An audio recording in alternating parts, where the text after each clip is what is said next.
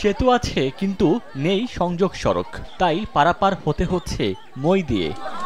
একটি দুটি নয়, ঝালকাঠি জেলা জুড়ে মাসের পর মাস এমন অবস্থায় পড়ে আছে অসংখ্য সেতু আর কালভার্ট। নলছিটি উপজেলার সরমহল খালের ওপর সেতুটির কাজ শেষ হয়েছে আরও ৬ মাস আগে, কিন্তু এখনও শুরু হয়নি সংযোগ সড়কের কাজ।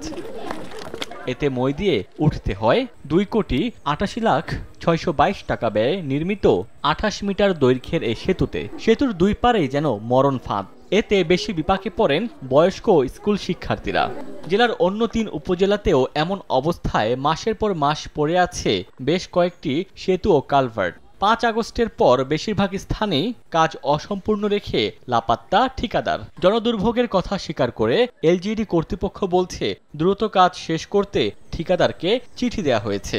ঝালকাঠি জেলায় অসম্পূর্ণ এমন সেতু ও কালভার্টের সংখ্যা অন্তত ১৫টি।